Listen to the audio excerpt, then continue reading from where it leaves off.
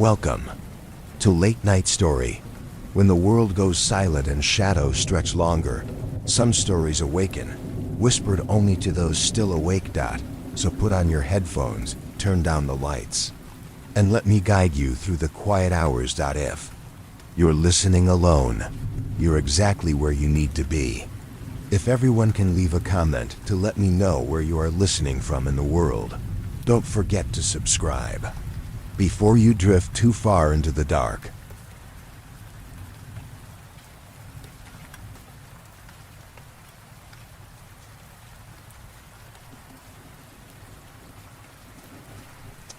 My name is Rani. I'm from Indonesia, and last semester I had the chance to join a student exchange program to Japan. It was one of the most exciting experiences of my life. I'd always loved Japanese culture, anime, food, temples, and of course, the deep sense of mystery and history that seems to wrap around every part of the country. So, when I got accepted into the program, I felt like I was stepping into a dream. We stayed in Kyoto for about 3 weeks. Kyoto is beautiful, quiet, full of temples, little alleys, and preserved traditional houses. Everything felt peaceful, slow, and a little mystical. Our group of exchange students was placed in different accommodations. Some stayed with host families, others in student dorms. I was placed with my friend Fiera in a small family-owned inn in the Gion district. Jian is famous for being the geisha district, full of old wooden houses, lantern-lit streets, and hidden shrines that looked like they hadn't changed in hundreds of years. When we first arrived, the owner of the inn, Tiate, an elderly woman named Khorasan, greeted us with a warm smile. Her inn was quiet and beautiful, small, with maybe only 6 rooms, all in traditional Japanese style. Tatami mats, paper sliding doors, and low wooden tables. There was a peaceful garden in the middle, with a koi pond and tiny stone lanterns. It felt like a place stuck in time. Fiera and I loved it immediately, but from the very first day, I started feeling something strange. Not scary exactly, just off. The air inside the inn felt heavy, like we were being watched. Our room, in particular, was unusually cold. Kyoto was already cold in the evenings, but this was different. Even with the heater on, I always found myself shivering under the blanket. Fiera joked that maybe the room was haunted, but we both laughed it off.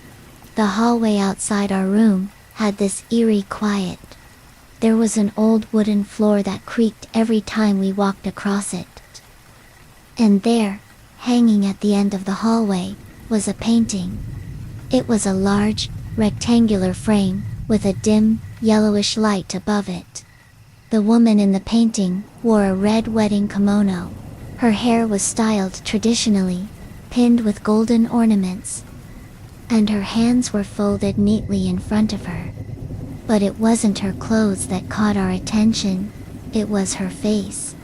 Pale, unnaturally pale, almost like paper.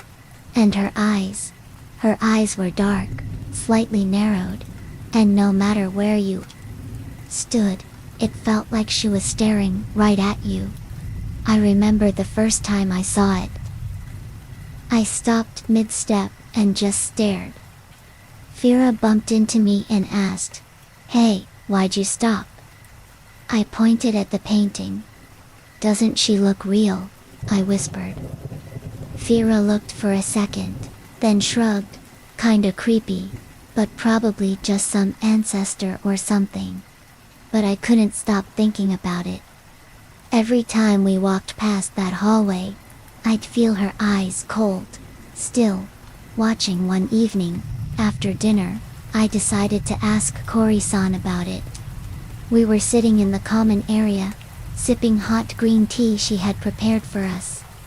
She was always kindsoft-spoken.com, and very polite. I tried to bring it up casually. "Kori-san," I said gently. "The painting at the end of the hallway. Who is she?" At first, Kori-san didn't answer. She just smiled. But it wasn't a happy smile. It looked forced, almost nervous. She sipped her tea slowly, then finally said, "It is an old piece. It has always been there. Please don't mind it." I pressed a little. "She looks like she's in a wedding kimono, right? Is it a portrait of someone from your family?" Kori-san looked down for a moment, her fingers tightening slightly around the teacup. Then she looked up at me with a calm expression and said something I didn't expect. "Please don't use the back door after midnight." Her voice was soft, but firm.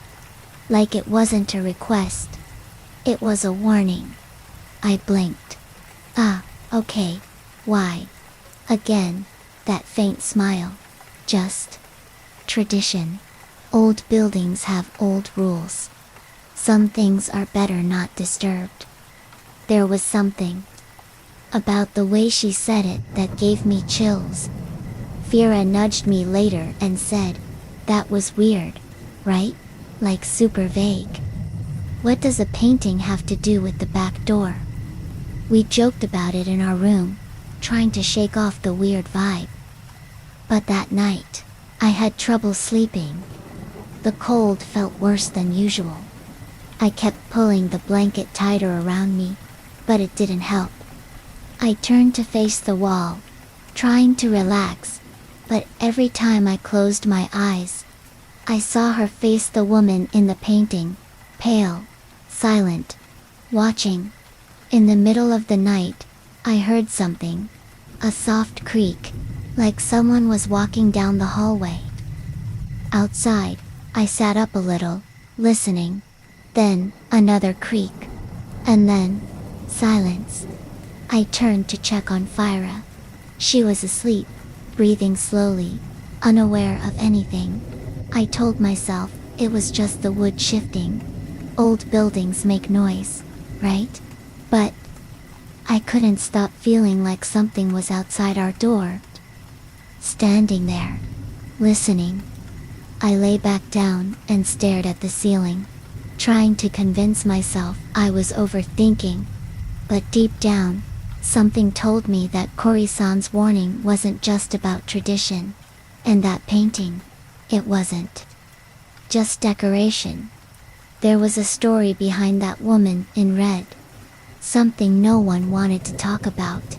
At that point, I should have trusted my gut. I should have taken the warning seriously. But curiosity, it's hard to resist.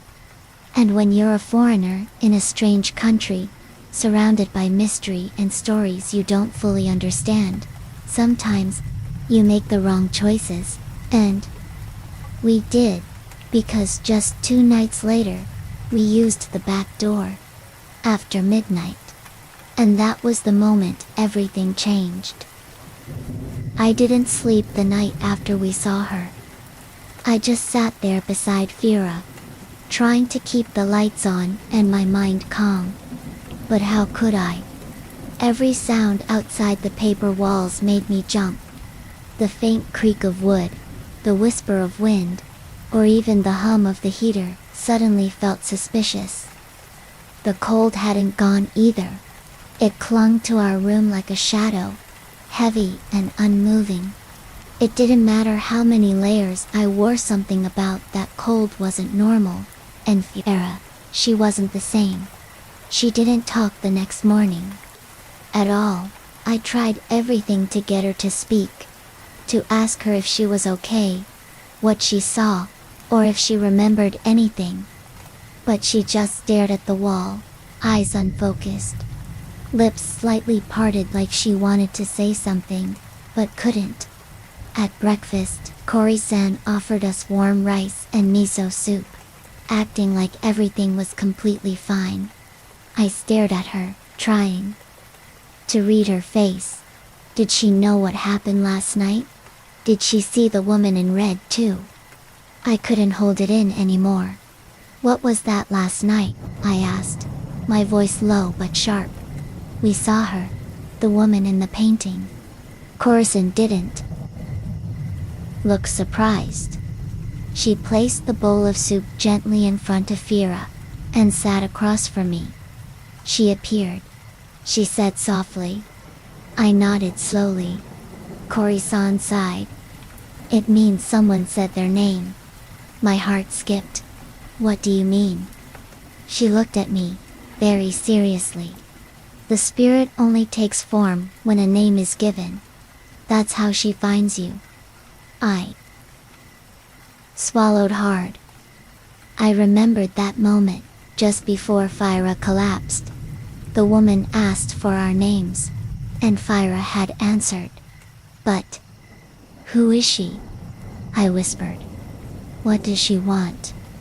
Corazon didn't answer right away.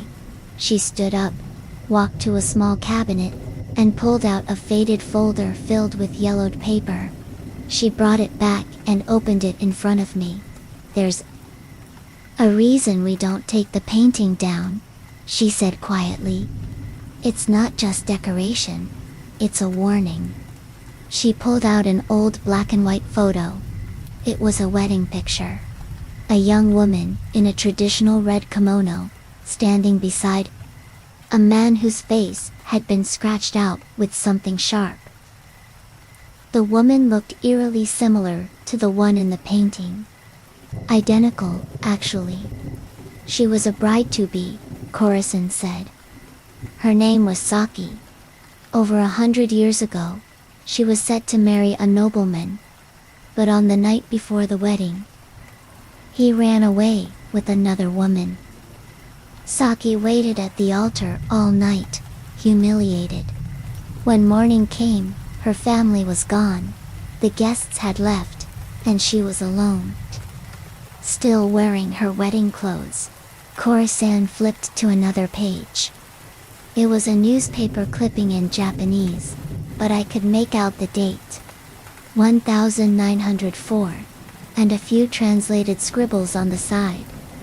She walked out to the pond behind the house and drowned herself in her wedding kimono, she continued. But her body was never found.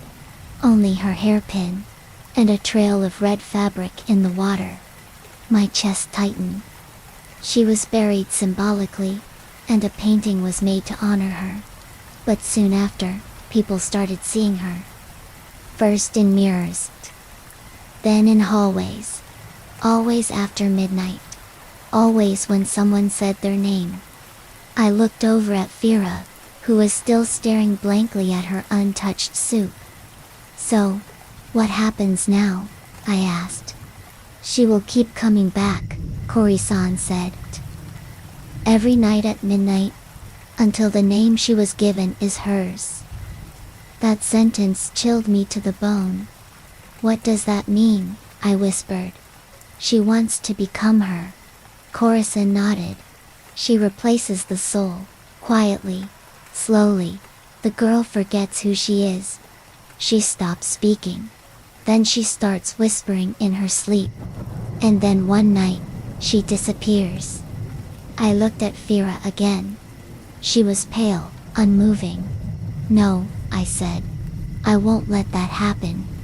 Corazon looked at me, her expression unreadable. You shouldn't have answered her call. But maybe it's not too late.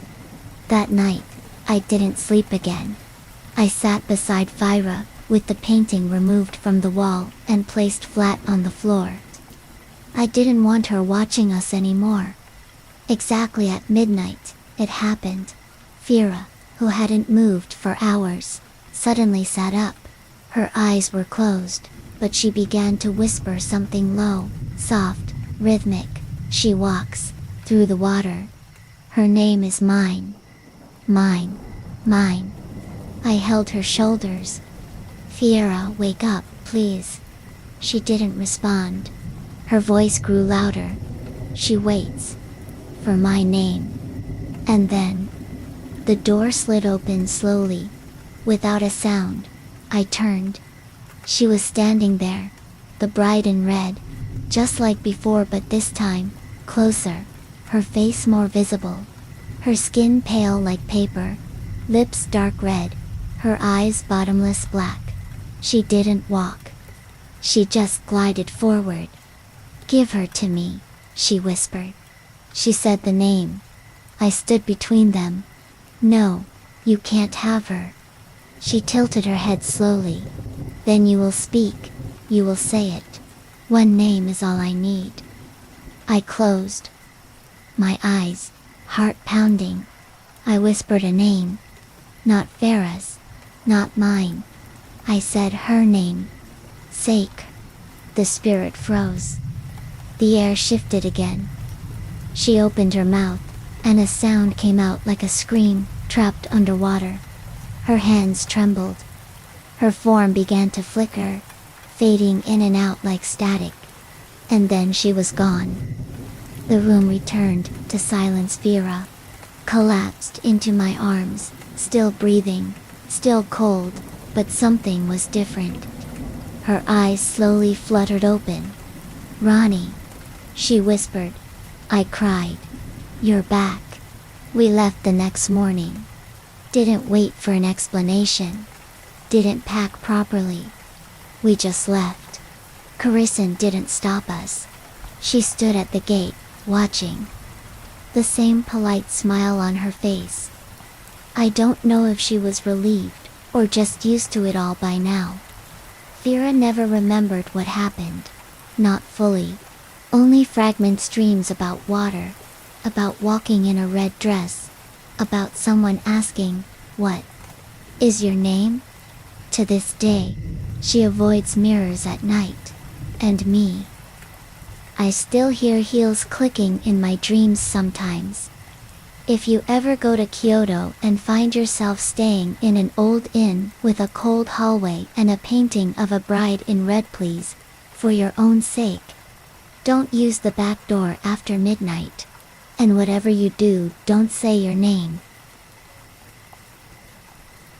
It happened on a Thursday night. That day had been long and tiring. We'd visited several temples, took way too many photos, and even got caught in the rain. By the time we got back to the inn, Vera and I were completely exhausted. We took turns in the shower, then wrapped ourselves up in the futon, ready to call it a night. I remember glancing at the clock. It was 11:48 p.m. And that's when Vera whispered, "Ronnie, I'm hungry." I laughed a little. "Seriously? You had 2 bowls of udon at dinner." "I know, but I'm craving something sweet," she groaned. "Like chocolate or ice cream? Maybe there's a vending machine nearby." I rolled my eyes. "You want to go out now?" She sat up, grabbed her phone flashlight, and gave me this pleading look. "Come on, just 5 minutes. You saw that vending machine behind the building, right? Let's just check it out." I hesitated. I really didn't want to go outside. Not just because it was cold or late, but because of that weird warning from Cory-san. Don't use the back door after midnight. Those words had been stuck in my head since she said them. But it wasn't midnight yet, right? "It's fine," Vera said, already sliding open the room door. "It's still before 12. Come on." I sighed, grabbed my jacket, and followed her. The hallway was dark, quiet. We passed the painting. Again her, and even in the dim light, her eyes looked like they were following us. I kept my gaze down and tried not to think about it. We reached the back door. It was an old sliding wooden door with a rusted latch. It creaked loudly as we opened it, making me flinch. The outside was silent, too silent. No wind, no insects, not even the soft rustling of leaves. There was a vending machine standing alone near the edge of the back lot, glowing faintly in the darkness. Fira rushed toward it like a kid seeing candy for the first time. I followed, constantly glancing around. Everything felt off. We picked out a couple of snacks, some chocolate and canned coffee, then sat on a nearby bench to eat. Fira seemed relaxed, chatting and scrolling on her phone. But I kept checking my watch. 12:01 a.m. And then, something changed. The air around us shifted. It got colder, much colder than before. My breath became visible, and a strange stillness fell over everything. Like the world had paused. Fira, I said quietly, we should go back. It's past midnight. She looked up. Huh, already? I nodded. Let's go now. We stood up and hurried back, toward the inn. But when we reached the back door, it wouldn't open. Fira tugged at it. It's stuck. I tried to, pulling with both hands. No, it's locked from the inside. What? That doesn't even make sense. There's no lock from inside. We knocked.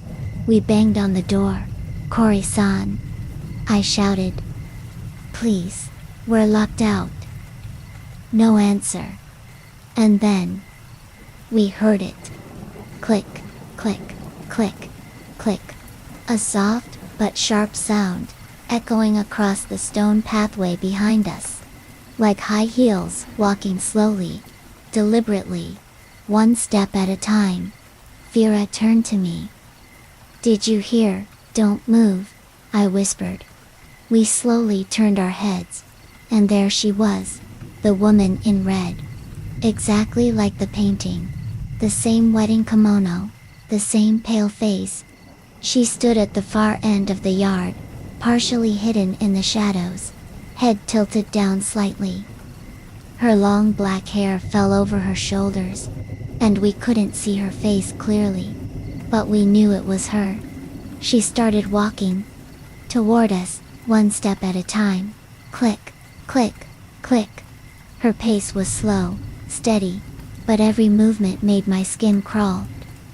Go, I whispered. Run. We took off around the side of the inn, trying to find another way in. The building suddenly felt unfamiliar. Doors where there weren't supposed to be. Windows shuttered shut, no lights inside. Why isn't anything open? Fira cried. I don't know, I shouted, panicking. We reached the front, but even the main entrance was locked. The inn was sealed. That's when I turned around, and she was gone. The woman in red had vanished. For a second, we both froze, unsure if we should be relieved or terrified. Then, Fira pointed. There, in the window of the second floor, our room, the curtain moved. And for a brief second, I saw her, standing inside, looking down at us. She's in our room, I whispered, my voice shaking. That's when Fira collapsed. She dropped to her knees, breathing heavily, her hands shaking uncontrollably. I pulled her up, practically dragging her toward the road. Come on, we're getting out of here. We ran. I didn't care where, we just needed to be away from that place. We found a 24-hour convenience store down the street and stayed there until sunrise. The staff probably thought we were crazy, to foreign girls, in pajamas, shaking and sweating at 2 in the morning. When we returned to the inn at dawn, the front door was unlocked. The lights were on. Kori-san was in the hallway, calmly arranging flowers like nothing had happened. We got locked out, I said, trying to keep my voice from trembling. Last night, we were outside. Kori-san looked at us quietly, then said, in that same gentle tone, I told you not to use the back door after midnight. Fira didn't say a word. She hadn't said anything since we saw the woman in the room. That day, she stayed in bed, staring at the ceiling, barely eating. Her skin felt cold, and every time I asked her something, she just nodded silently. That night, I stayed awake beside her, afraid to sleep. At exactly midnight, I heard her whisper in her sleep. One sentence. She's still walking. She's looking for names. And that was only the beginning.